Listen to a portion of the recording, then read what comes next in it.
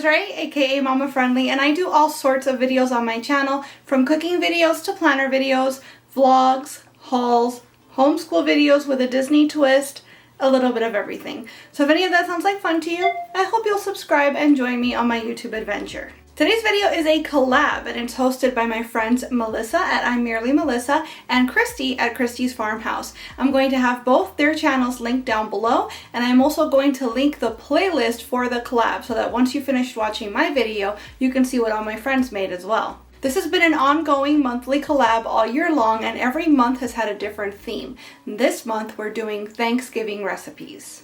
I don't know about you, but I tend to be a little bit of an overachiever, sometimes to my own detriment. I typically do most of the Thanksgiving meal. I'm in charge of the turkey, I'm in charge of the green bean casserole, I'm in charge of the dessert typically, and even with all of that, I still like to go out of my way and stretch my legs and try out new recipes every once in a while. This is one such year where I decided early on I wanted to try out a few things so that I knew for sure that they would fit into my Thanksgiving cooking itinerary, so to speak, but also that they were yummy enough to be worth the hassle. So I decided to take a recipe that's a typical Cuban recipe for a dessert. Now, Cubans don't typically celebrate Thanksgiving, at least not in the traditional American sense, but this one does. So I decided to take a very popular cake called a Tres Leches cake, and I put a Thanksgiving spin on it by making it pumpkin flavored. A Tres Leches, in case you don't know, it literally translates to 3 milks. And the reason that the cake is called Tres Leches is because you make a regular fluffy sponge cake. In this case, it's going to be vanilla and pumpkin flavored, and you top it with 3 milks. So you typically use a whole milk of some sort, you use condensed milk, and you use evaporated milk. Something else that makes this cake extra special is that, in case you're new here, hi, welcome, I eat gluten and dairy free. We have food allergies and intolerances in our family, and I eat in a way that I can't just go out and eat any old thing. I have to adjust things and adapt recipes to make them safe for me. So this cake is going to be completely gluten and dairy free. And how do you make Tres Leches dairy free, you might ask? Well, apparently they make coconut milk in all of these different iterations. I actually learned for the first time while making this recipe that coconut evaporated milk was a thing. And I am pleased to report that not only was it super easy to find in just my regular schmegular Publix supermarket, but it was also absolutely delicious. In fact, the leftover Tres Leches syrup I used as coffee creamer until it ran out because it was that dang good. This is a really, really easy cake that everybody will enjoy. Cuban, non-Cuban, allergies, no allergies. I tried it. I gave it to a bunch of my family members to try, and everybody thought it was great. So, without any further ado, let's get baking. I am so excited for this recipe, and I'm very excited to be working with some new ingredients here. So let's jump right in and see what we're working with today. We're going to need 2 cups of cake flour, is what the recipe calls for, which is a little bit concerning because cake flour typically has a different protein ratio than regular flour, but I'm going to be using my usual, my Bob's Red Mill 1-to-1 baking flour. Hopefully this works out.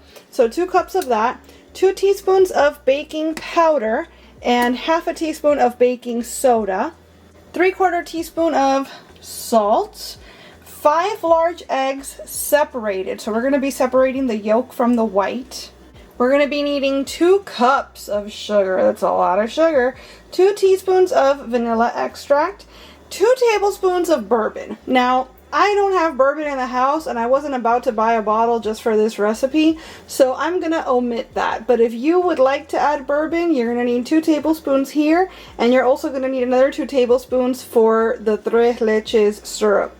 1 can of pumpkin puree. As always, I want to remind you, you're looking for actual pumpkin puree, not pumpkin pie mix. 2.5 teaspoons of cinnamon, 1/4 teaspoon of nutmeg, a pinch of ginger, and a pinch of cloves, or you could just use some pumpkin pie spice. I'm going to be using all of it, to be honest. and a half cup of whole milk. I'm going to be using my tried and true original Nut Pods creamer. I always reach for the refrigerated kind because I feel like it has the best texture, much better than the shelf-stable variety. So those are the ingredients for the cake itself. Now for the Tres Leches milk syrup, we're going to need a 14-ounce can of sweetened condensed milk. I have 7 ounces of coconut condensed milk. I did not realize I needed 2 of these, so I'm gonna just do the one and hope for the best. You also need 1 1/4 cup of heavy cream. You could use heavy cream, you could use more of the Nut Pods. I'm going to be using this can of unsweetened coconut milk. We're making this extra coconutty because we are doing dairy free. Lastly, we're going to need a 14-ounce can of evaporated milk. And I did not even realize that evaporated coconut milk was a thing until I started researching this recipe. So I'm very excited to be working with this for the first time. And as I mentioned, if you have your bourbon on hand and you want to use it, you can also add 2 tablespoons of bourbon to our syrup. You're going to want to top this cake with a merengue of some sort. You could find your favorite merengue recipe and do it from scratch. Me personally, I'm going to be using the So Delicious Cocoa Whip. You could use Cool Whip if you're not worried about non-dairy, but I find that this is going to be very easy and it's going to be very delicious. It's going to look and feel and taste like a traditional Tres Leches topping, so that's what I'm going to go with. So first things first, I have my oven preheated to 350 degrees Fahrenheit, and I also wanted to show y'all the pan that I'm using today. You need a 9 by 13 pan, and these Reynolds Kitchens cake pan, look at this, disposable carrier kit. This for the holidays is the best thing ever because it brings the pan, it brings a plastic lid, and it brings a little cardboard situation that goes around it so that you can carry the whole thing to wherever you're going. Because it's a disposable pan, it doesn't matter if you leave it behind. You can just cover it up with any leftovers inside later. This is phenomenal. I think I paid like $3 or $4 for this, worth every penny. So this is what I'm going to be using to bake my cake in. I'm going to open that, spray it with some avocado oil spray and set it aside. You could use Pam or any other sort of nonstick baking spray, but spray your 9 by 13 pan and set it aside. And then we're going to start to work on our eggs. Remember, we've got 5 eggs we're working with and we want them separated. So I'm going to put my whites into this bowl with the mixer.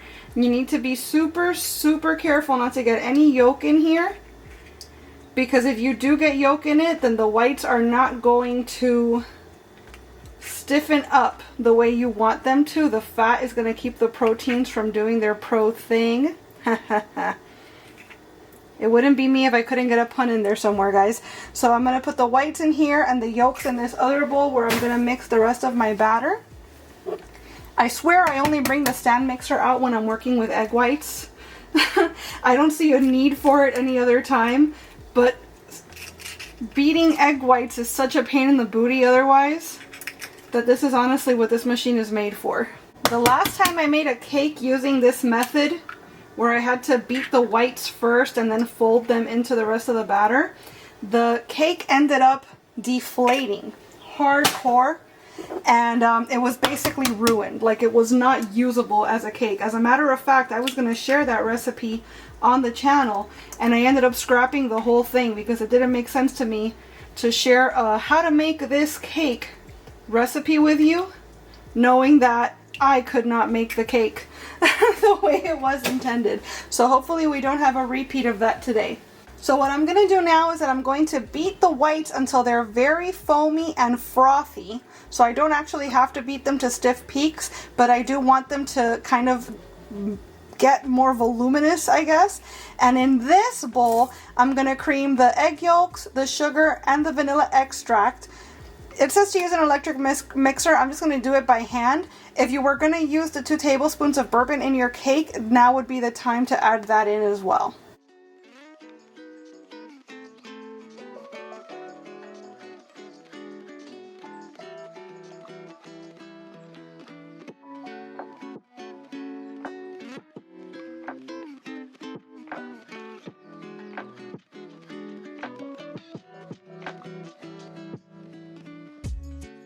So here's our egg whites. I beat them on high speed for just a couple minutes and they are in fact foamy and frothy.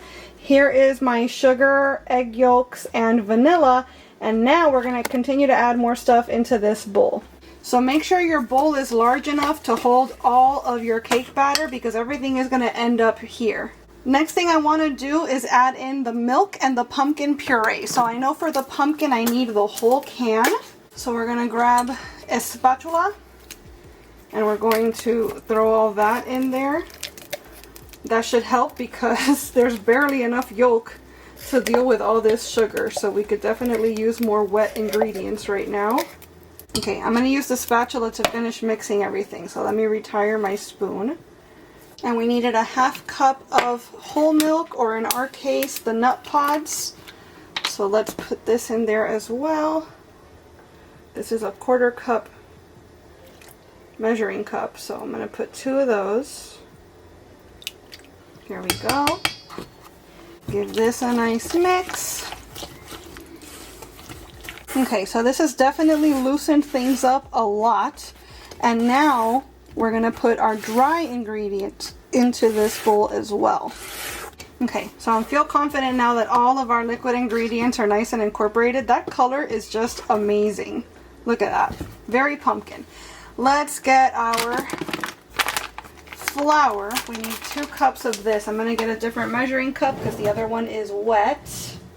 There's 1 cup and there's 2 cups. I don't think sifting this would be a bad idea, but because the instructions did not explicitly tell me to do so, I did not. So just throwing it out there that if you wanted to, it would probably not hurt the situation. 2 teaspoons of baking powder. Here we go. 1/2 teaspoon of baking soda. This should provide the cake with plenty of lift. So hopefully we don't have a repeat of that other cake, as I mentioned earlier, that fell extremely flat to the point of not being able to really use it. And the last thing I'm going to put in here for now is all of our spices. I have all of the individual spices that the recipe called for except clove. I have whole cloves but not ground clove. But either way, there will be clove in the pumpkin pie spice. So I'm using just a little bit of the individual spices and then a whole lot of the actual pumpkin pie spice. I personally like my food very heavily flavored, so I think this is going to be just fine. But do this to your tastes. You know your family and the people that are going to be eating this better than I do. Lastly, I'm coming in with the salt. And we're going to mix all this together until it's properly incorporated. Nice and delicate here so that I don't floof all the powder out onto my stove. I got very lucky with the size of this bowl because at first I underestimated how big of a bowl I need. And then I think I overestimated just how much was going to end up in here. But it turns out it balanced each other out and everything is just fine now.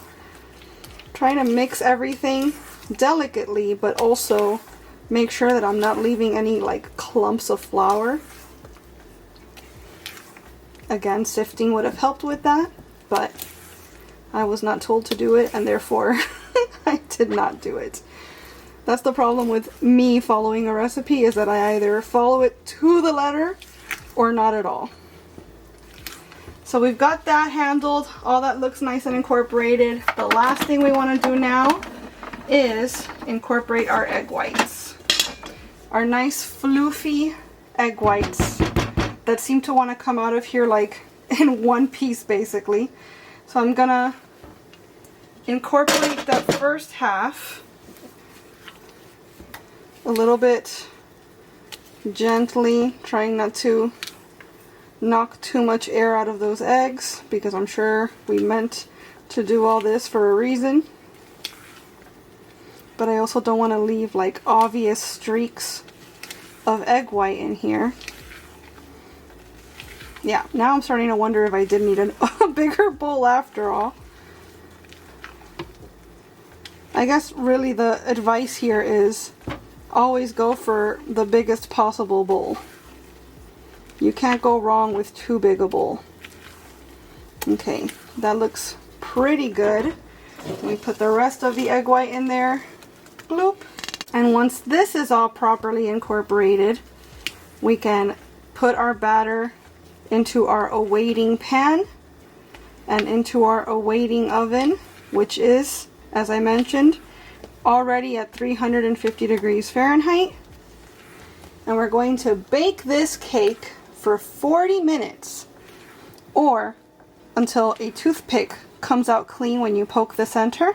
We're going to let the cake cool for 25 minutes after that, and we're going to use a skewer, a knife, a chopstick to poke holes all over the finished cake. That's going to help our milk syrup soak into the cake later. I feel like I'm mixing too much, but I also see that there's still egg white like visible in the cake, so I'm just going to give it another 3, 2, 1. That's it. I'm leaving it alone. I'm not messing with it any more than that. I've got another pan underneath this one, just like for support, because this pan's a little flimsy. I'm going to go ahead and throw all of our batter in there. That looks very airy, very fluffy. It smells so nice. I'm almost wishing I put more pumpkin spice in here though, to be honest, but it does smell really, really good. I'm going to smooth this out a little bit, even though our whipped topping will cover a multitude of sins later, but I just feel better knowing it's going in nice and flat. So in the oven for 40 minutes. We'll see y'all in a bit. Alright, so the perils of having kiddos at home. You can see the cake's a little bit charred on the edges. So basically what happened is that my son got curious about what was going on in the oven. So he came along and turned the Fahrenheit dial from 350 to 450. Luckily, it was just for, yep, I'm letting them know what you did. It was just for the last like maybe 7 minutes of cooking. So for sure we know the cake is very much done. Around the edges, it is obviously burnt, so it tastes burnt. But I tasted some from the underside here, and the cake itself is delicious. So I'm hoping that with all the delicious syrupy stuff we're gonna throw on top, and with our Cool Whip type topping, etc., that the pumpkin will really come through and still be delicious in spite of our little mishap here. Could have been a lot worse, so we're gonna look on the bright side. I'm gonna let this rest for 25 minutes before giving it the poking treatment, and then we're going to make our Tres Leches syrup. I've confirmed that it is just the very, very tippy top of the cake that's burnt. And it's not enough to really affect the taste overall of the cake. So I'm going to go ahead and move on with the next step in the process. That was a little more dramatic than I expected it to be. I'm going to make our 3 milks syrup, our tres leche. That's what makes it tres leches after all, is that you have 3 milks soaking into the cake. So I've got my leche condensada, just happens to be coconut milk today. And again, I should have used 2 cans because you actually need 15 ounces of this. But I've just got the 1, so that's what I'm gonna use. Make sure when you're doing this that you do get the 15 ounces. That way it's equal amounts of the regular evaporated and condensed milks. Next, I'm gonna put in my regular unsweetened coconut milk. This is where you would be using heavy cream if you are not dairy free. Bloop. I'm using this very large measuring cup because I figured it'd be easier to pour this over the cake from this measuring cup with the spout rather than from like a bowl, which is what the recipe says you should use. But now I'm wondering if I needed something even bigger than this. It's possible they said bowl for a reason. Lastly, we have our leche evaporada, which looks just like regular leche evaporada. That's crazy. I don't know what I was expecting. Ooh, it tastes really good. Wow, that tastes really good. Oh my goodness, with a café con leche, to use that instead of regular milk, that's amazing. I wasn't planning to taste it, but it got all over my hands, so I figured I might as well. That's very, very tasty. See, and just like that, our tres leches are ready to go when our cake is. I'm waiting just a little bit longer for it to cool so that I can poke holes into it and pour this over the top. Again, if you wanted to use bourbon in your cake, now is when you would add 2 tablespoons more of bourbon to this. So that would mean you have 2 tablespoons in the cake and 2 tablespoons in your syrup. I am leaving that bit out. So now I'm just going to wait until I can poke holes in my cake and pour this over the top. Then we're going to cover and refrigerate the cake for 2 to 3 hours so that we give the milks a chance to soak into the cake. At that point, we can bring it out and top it with our merengue, our Cool Whip, our Cocoa Whip, whatever we're using, and then we're pretty much ready to serve.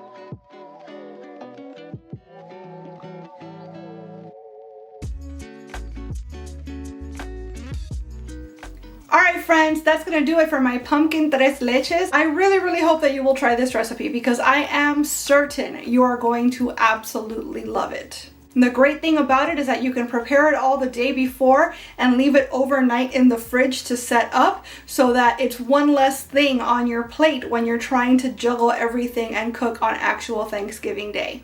I really loved this recipe. I hope you will too. If you try it, make sure you come back and let me know how you liked it. And as always, I want to thank you all so much for being here and watching this video. I really hope you enjoyed it. And if you did, I hope you'll please give it a big thumbs up. I'd also love it if you would subscribe and click that notification bell because I post at least 3 times a week and I wouldn't want you to miss a minute. Thanks so much again for watching.